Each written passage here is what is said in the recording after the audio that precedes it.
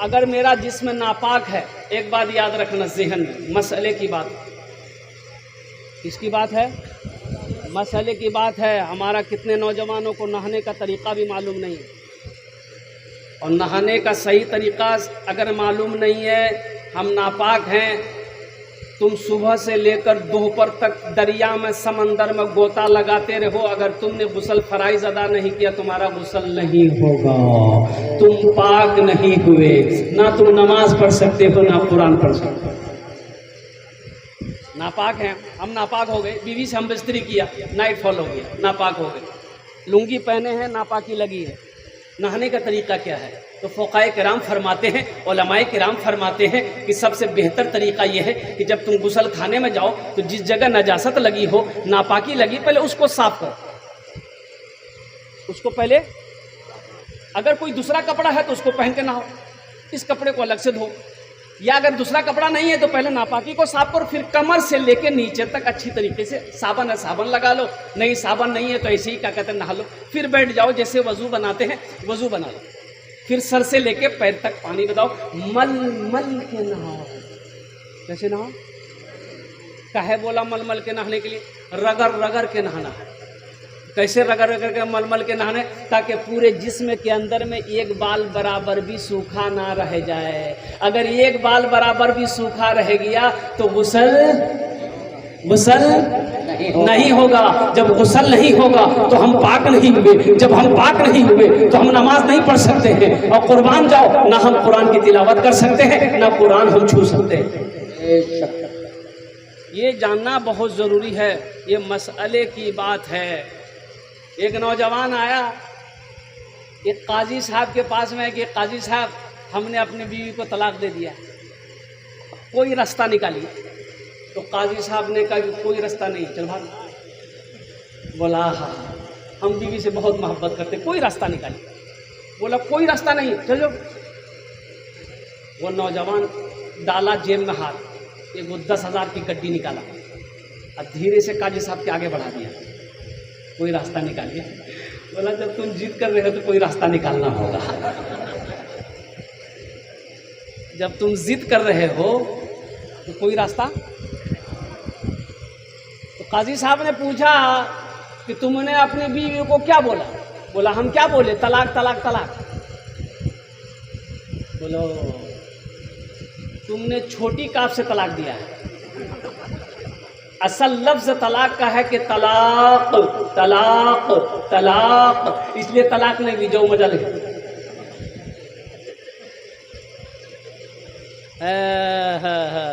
नौजवानों, अच्छा बताइए गुस्ल में क्या फ़र्ज़ है? मैं बताता चलूँ। अल्हम्दुलिल्लाह, गुस्ल में क्या फ़र्ज़ है? पहला फ़र्ज़ क्या है? कुल्ली करना, कुल्ली करना। हालांकि गरगरा करने का हुक्म भी है, गरगरा करे। अब वो गरगरा कैसा होता है तो समझे, लेकिन रमज़ान में गरगरा करने के लिए मना किया है कि रोज़े की हालत में गरगरा ना करो। वो रोज़े की हालत में गरगरा ना करो, इसलिए कि गरगरा करोगे वो अंदर चला जाएगा पानी। अब हम बता दिए हैं रमज़ानों में गड़गड़ करना, धीरे धीरे पानी अंदर करते रहना। बोले मूली साबुन लो जी, गरगरा करेंगे।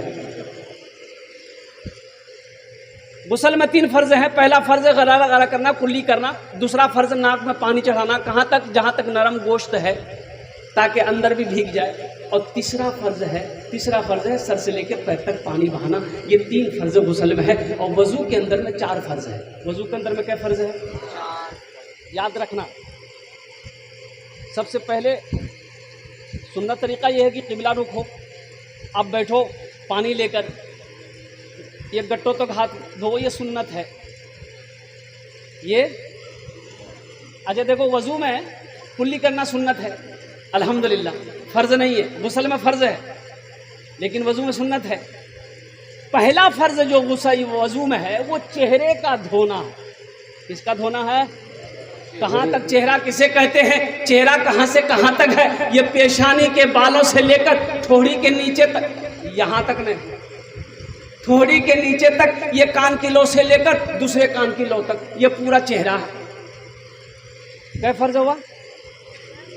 मैं बोलूँगा क्या फ़र्ज़ हुआ? एक। दूसरा फ़र्ज़ है हाथ धोना। ये हाथ कहाँ तक धोना है? जहाँ तक मन हो, लेकिन कम से कम इससे ऊपर होना चाहिए।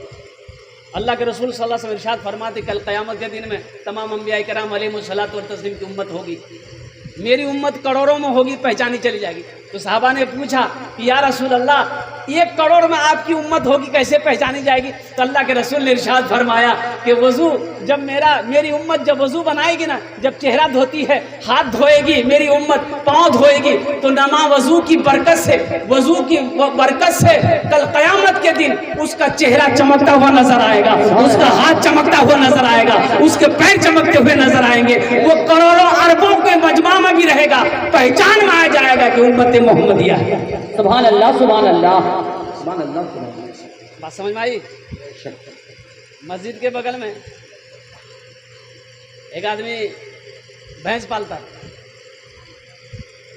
15-20 भैंस, दिन रात भैंस के पीछे। इमाम साहब ने दिन पकड़ा, बोला अल्लाह का बंदा भैंसे के पीछे जिंदगी गुजार लेगा, आखिरत के लिए भी कुछ सोचा, मरना है कि नहीं?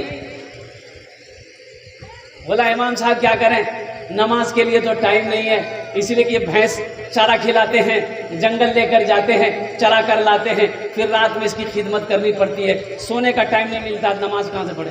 तो इमाम साहब ने कहा कि सुनो, नमाज पढ़ोगे ना अल्लाह तेरी रोज़ी को बढ़ा देगा। ये जो भैंस दूध देती है ना, जो भैंस 2 किलो देती है वो 3 किलो देने लगी। लालच में आया, बोला जब दूध बढ़ जाए तो फिर हम नमाज नहीं छोड़ेंगे। बोला आ जाओ कल से। फजर की अजान 4 बजे होती थी, 5 बजे होती थी, वो 4 बजे भोर में पहुंची। फजर की नमाज पढ़ा इमाम साहब के पीछे, जब घर गया देखा एक भैंस मर गई। बोला ये क्या हुआ, अभी तो 1 टाइम का पढ़े। भागा भागा मस्जिद आया, बोला कि इमाम साहब गजब हो गया। बोला क्या हुआ? बोला एक भैंस मर गई। तो इमाम साहब ने समझाया कि अल्लाह तुम्हारा इम्तिहान ले रहा है। क्या तुम घबरा गए? बोला नहीं, हम घबराने वाले नहीं हैं। बोला जो जोहर की अजान हुई, बड़ा डरते डरते मस्जिद पहुंचा कि कहीं दूसरी भी ना चली जाए। जोहर की नमाज पढ़ के जब घर पहुंचा, इत्तफाकन गई दूसरी भैंस मर गई, सर पकड़ के बैठ गए। बोला बाप रे बाप, 5 वक्त की नमाज है, 5 भैंसियां मर जाएगी। एक भैंस का बच्चा जो है ना, उसको क्या बोलते हैं हम लोग? बछड़ा, पर्रू, अरे की बोले यहाँ बछड़ा। वो मार चिल्ला रहा था, ना पानी पिए ना चारा खाए। अब ये भैंस वाला गुस्सा में ही था, बोला ज्यादा चिल्लाओ मत, ये 2 चली गई है, तुम्हारे लिए फर्ज नहीं पढ़ना पड़ेगा, 2 नफल पढ़ेंगे बस तुम चले जाओ। नमाज के बोलो ना काज আছে, काज के बोलो आमा नामाज আছে, काज के बोलो आमा नामाज আছে।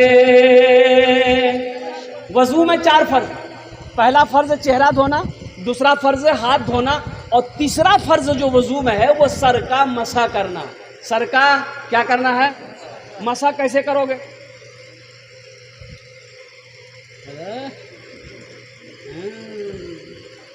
परवान जाओ, लड़का खपड़ी का तल्ली है, लेकिन बिहा जब करेगा पूछो कैसी लड़की चाहिए, खूबसूरत रहना चाहिए। अब वो खुदे खपड़ी का तल्ली है। लड़का 1 पैर का लंगड़ा, उससे पूछिए कैसी लड़की चाहिए, बोला ब्यूटीफुल। बताइए, अभी तो आलम यह है, पहले ज़माने में लड़का जवान बेटा होता था तो माँ बाप अगर पूछता था बेटा फलां लड़की तुम्हारे लिए देखे हैं, तुम शादी के लिए तैयार हो, तो बेटा शर्म से पानी पानी हो जाता था, सर ऊंचा नहीं उठाता था, भाग जाता था शर्म से। और अभी मोबाइल में लड़की फोटो ला घूमे, अब माँ से बोलेगे कि रेसिपी आकर, वो बाबा से बोली दिए, और नहीं तो बस बोलो बात सही गलत है, बोलो तो सोचने का मकाम।